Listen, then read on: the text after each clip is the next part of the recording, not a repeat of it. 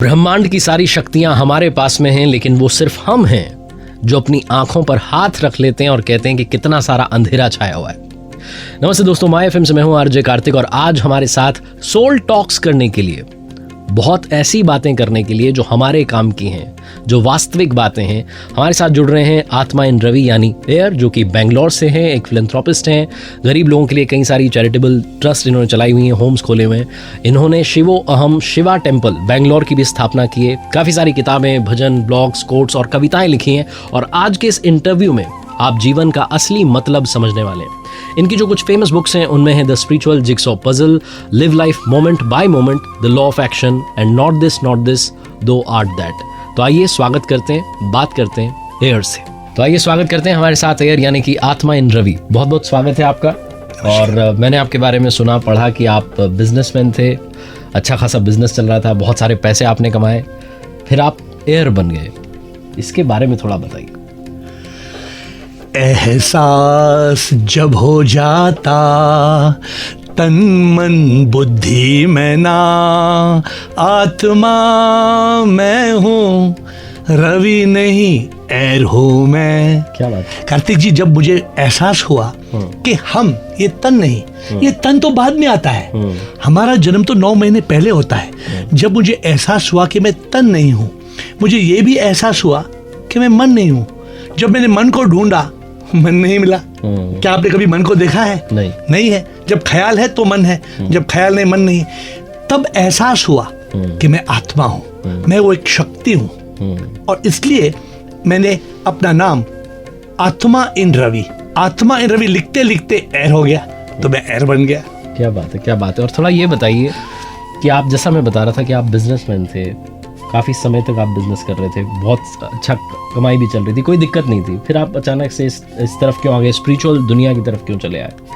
25 साल के लिए मैं सोचा कि जिंदगी में खुशी चाहिए। और मैं ये सोचा कि खुशी कैसे मिलेगी?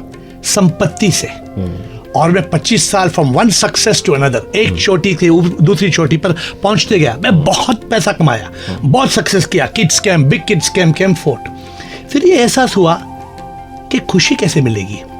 मुझे मालूम हुआ कि संपत्ति से नहीं, तृप्ति से खुशी मिलती है। तो मैंने संपत्ति छोड़ा, मैंने अपना बिजनेस 40 साल पे बंद किया और मैं दूसरी चोटी पे गया। दूसरी चोटी पे तृप्ति पे सुख तो मिला, लेकिन हर इंसान दुखी होता है। जैसे बुद्ध ने कहा, ये संसार में दुख है। तो मैं अपने गुरु से पूछा, दादाजी हमें सुख कैसे मिलेगा? दादाजी ने कहा, तुम तलाश में जाओ। और मैं पहली चोटी संपत्ति से छोड़ के, दूसरी चोटी तृप्ति को छोड़ के, मैं सबसे ऊंची चोटी पे पहुंचा। और वो चोटी है मुक्ति। वो मुक्ति तब मिलती है जब अनुभूति होती है। इसलिए मैंने सब कुछ छोड़ दिया और मैं एयर बन के दुनिया को ये दिखाना चाहता हूँ कि सच्चाई क्या है, जिंदगी की सच्चाई क्या है। लोग आते हैं, लोग जाते हैं, ये तो एक नाटक है। तो जिंदगी क्या है?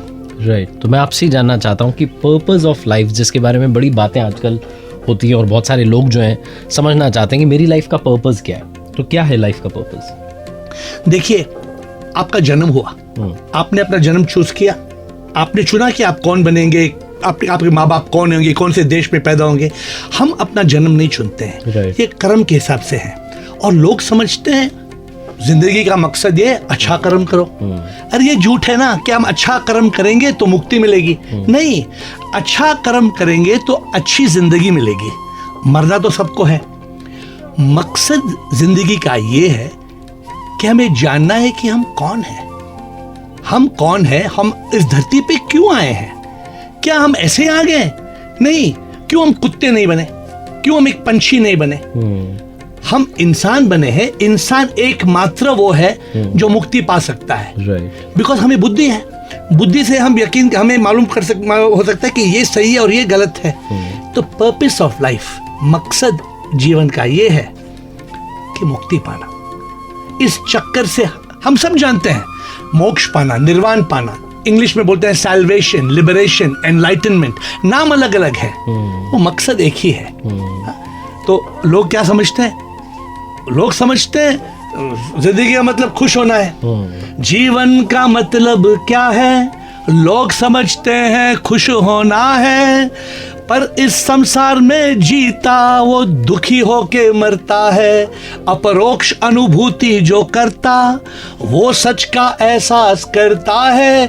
वो ये तन्ना वो ये मन्ना वो तो सच में आत्मा है। क्या बात है। एहसास जिसको होता वो आत्मा है, वो जानता वो ही भगवान है। अरे हमारे अंदर ही भगवान है। जीवन का मकसद ये है कि हमें पहचानना है कि इंसान में ही भगवान है। हम मंदिर में जाते हैं, हम यहाँ वहाँ घूमते हैं, प्रभु को ढूंढ रहे हैं। अरे प्रभु तो अंदर है, हम बाहर ढूंढने से क्या मिलेगा।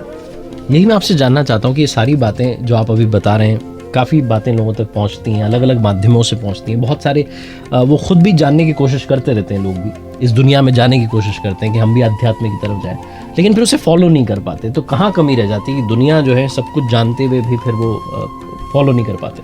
हम अविद्या में डूबे हैं, और अविद्या कौन कराता है? हमारा मन। जानते हैं क्यों? अगर मन हमें अविद्या में नहीं डुबाएगा तो उसका मतलब है हम सच जानेंगे। अगर सच का एहसास हो जाएगा तो हम मुक्ति पाएंगे। मन मर जाएगा।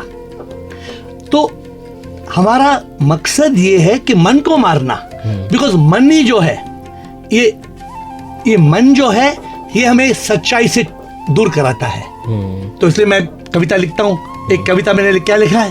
मन बड़ा है चोर चैन चुराता है, डर और चिंता में हमें डुबाता है। मन को है मारना दुश्मन बड़ा है वो, मन को जो मारे मुक्ति वो पाता।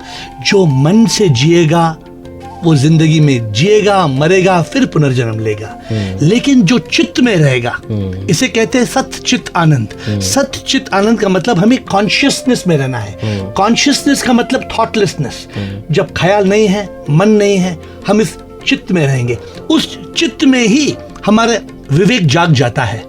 जब हम मन में हैं, विवेक नहीं है, हम सही निर्णय नहीं ले सकते हैं।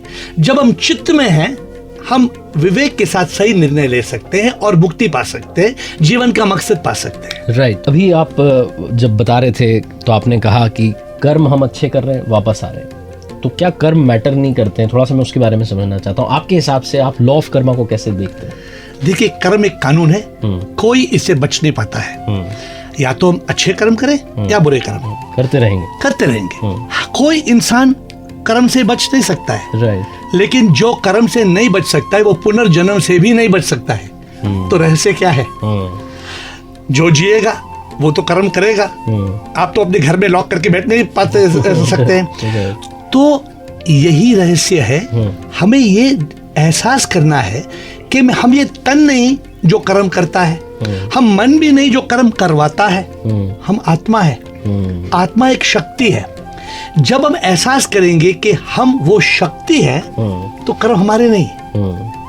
कर्म, आप ये सोचिए, एक जेल में एक इंसान है, उसको 25 साल का कैद है। 10 साल के बाद मालूम पड़ता है उसने कुछ जुर्म नहीं किया, तो उनको फिर भी जेल में रखेंगे, उसको रिहा करेंगे। क्यों?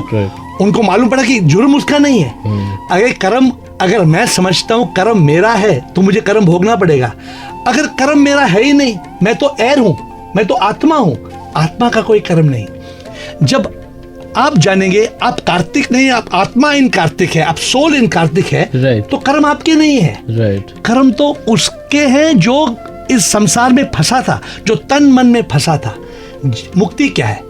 मुक्ति इस अविद्या से दूर होना है, कर्म से दूर होना है। और कर्म से बचने का एक ही उपाय है, हमें एक यंत्र बनना है, प्रभु का यंत्र। जैसे बोलते हैं बिकम अ डिवाइन इंस्ट्रूमेंट।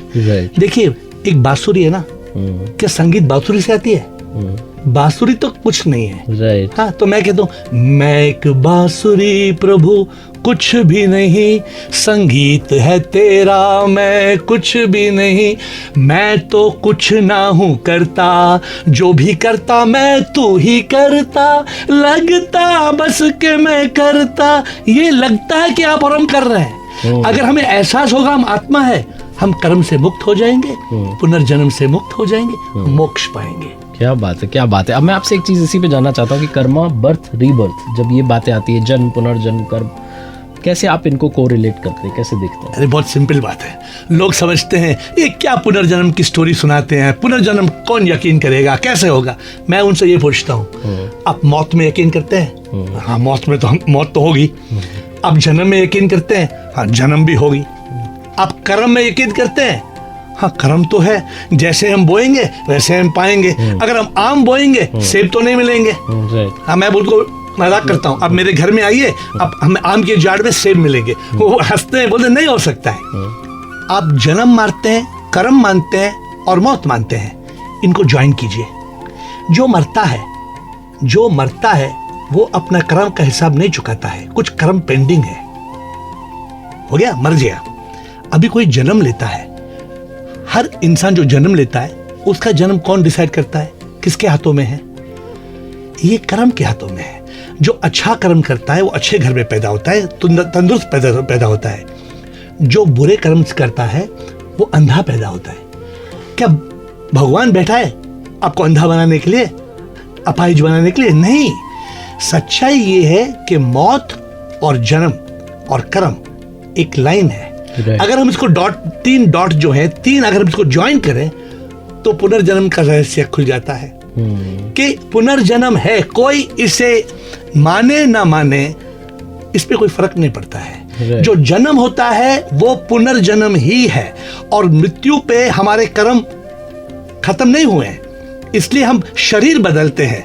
लेकिन जो मन और अहंकार है, इसलिए कठोपनिषद में यह कहा गया है कि मौत पे दो चीजें हैं, या तो हम मुक्ति पाएंगे या तो पुनर्जन्म लेंगे। बात बहुत साधारण है। बिल्कुल। तो जो मैं बोलने वाला था, जो मैं पूछना चाह रहा था, उसका जवाब इन्होंने दे दिया। यही होता है जब आप किसी विद्वान के साथ बैठे होते हैं तो आपको सारे सवालों के जवाब पूछने से पहले मिल जाते हैं। तो मैं आपसे पूछने वाला था कि आत्मा जब मृत्यु की बात आती है तो मौत के समय क्या होता है? आपने भी बताया कि दो ही चीज़ें होती हैं, या तो मुक्ति मिल जाएगी या फिर आपको वापस रीबर्थ की तरफ आना होगा, राइट?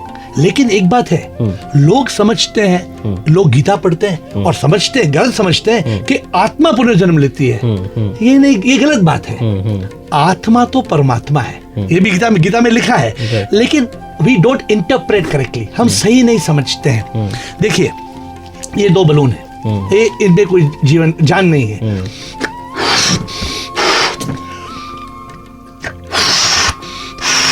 अचानक इसमें जान आ गई, तो ये सफेद है, ये ब्लू बलून है। तो अभी मैं इसे हवा निकालता हूं। अभी जो इसकी हवा जो है और इसकी हवा आप मुझे अलग दीजिए, मैं आपको जो तोहफा चाहे मैं देता हूं, आप दे सकते हैं इसकी हवा, इसकी हवा। आत्मा ऐसा है, सॉरी, आत्मा ऐसी है। जब आत्मा निकल जाती है, आपकी आत्मा मेरी आत्मा दोनों एक परमात्मा से एक हो जाती है। लेकिन हम नहीं समझते हैं। हम समझते हैं जब हम पुनर्जन्म लेंगे वही आत्मा हमें फिर पुनर्जन्म देगी। नहीं, आत्मा एक बिजली की तरह है, शक्ति की तरह है। वो शक्ति आएगी, प्रभु से आएगी, परमात्मा से आएगी। लेकिन अगर हमें मुक्ति मिलना है, लेकिन अगर हमें मुक्ति पाना है, हमें एहसास होना है कि हम तन नहीं, मन नहीं, हम आत्मा है, हम परमात्मा से एक हो जाएंगे।